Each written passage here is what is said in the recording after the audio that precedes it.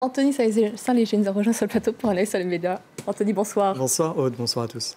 On commence avec ce verdict de la CPI. Jean-Pierre Bemba condamné à 18 ans de prison. Oui, c'est la première fois qu'un chef militaire a été condamné selon le principe de la responsabilité du commandant. En clair, on sait que Jean-Pierre Bemba est accusé de crimes contre l'humanité et de crimes de guerre, mais il est aussi, et plus précisément, accusé d'avoir fermé les yeux sur les actes de sa milice qui a été envoyée en Centrafrique en 2002 et 2003. Alors il y a eu quelques soutiens sur Internet à Jean-Pierre Bemba. C'est le cas de cet internaute J. Congolo. La place de notre compatriote n'est pas à la CPI. Il a lieu de s'interroger sur un bon nombre des choses. On sait que la défense a dénoncé une justice sélective. Autre réaction et autre soutien, c'est celle d'Emmanuel Roussaka qui cite ce proverbe: même si la nuit est longue, le jour se lève toujours. Monsieur Bemba sera avec nous en 2026, car il a été condamné à 18 ans de prison, mais il a déjà effectué 8 ans en détention, donc ce ne sont plus que 10 ans de prison encore à effectuer. D'autres ont salué ce jugement. Justice a été rendue, nous dit cet internaute, tout simplement.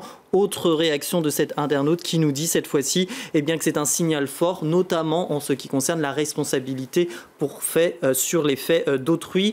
Et puis, il y a aussi ceux qui ont tenu à préciser que la CPI avait retenu des circonstances aggravantes, notamment en matière de viol, puisque avec le procès Bemba, c'est la première fois que la CPI reconnaît le viol comme un crime de guerre, ou les violences sexuelles d'ailleurs comme un crime de guerre. C'est ce que tient à nous rappeler cet internaute. Il faut dire que c'est un combat cher à Fatou Bensouda, la procureure de la CPI, qui, il y a quelques semaines dans The Guardian, qui titrait d'ailleurs La femme qui chasse les tyrans, qui expliquait à quel point elle était déterminée à poursuivre les responsables de ces différents crimes graves, notamment les crimes sexuels. Fatou Bensouda, qui d'ailleurs rappelait en mars dernier, puisque c'est en mars dernier que Jean-Pierre Bemba a été reconnu coupable, qu'elle entendait faire prendre une décision historique et adresser un message fort à tous les seigneurs de guerre, et pas seulement en Afrique, mais bien dans le monde entier. D'ailleurs, Amnesty International aujourd'hui a tenu à préciser que c'était une bonne année pour la justice internationale, puisque, on le sait, en 2016 ont été condamnés donc Jean-Pierre Bemba, mais aussi plus récemment Hissène Habré, le Tchadien, ou encore le Serbe Karadzic. En France, hommage unanime à l'écrivaine, puisqu'elle était féministe, Benoîte Groult. Elle est décédée à l'âge de 96 ans.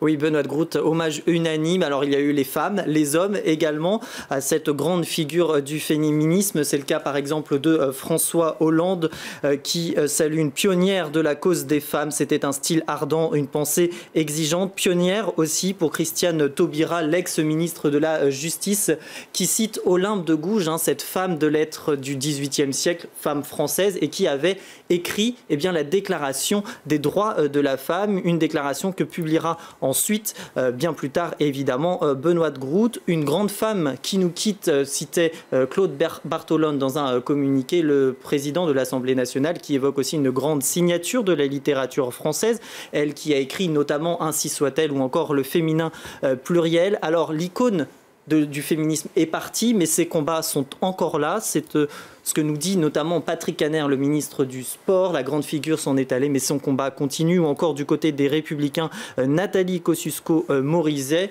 qui rappelle son titre, donc Ainsi soit-elle, ou cet anonyme également qui estime que les combats de Benoît Groult n'ont tout simplement pas pris une ride. Il y a aussi ceux qui ont tenu à saluer tout simplement une phrase très reprise, et phrase assez symbolique de Benoît Groult: le féminisme n'a jamais tué personne, le machisme tous les jours. Certains n'ont fait que partager cette phrase pour lui rendre hommage. Il y a eu bien sûr les féministes, c'est le cas de Clémentine Autain ou encore de Isabelle Alonso. Alors vous le disiez tout à l'heure, c'est vrai qu'elle tenait à se faire passer pour une écrivaine et non pas un écrivain. Et pour la petite histoire, sachez qu'elle s'appelle Benoît, un nom un peu particulier puisque ses parents attendaient un garçon.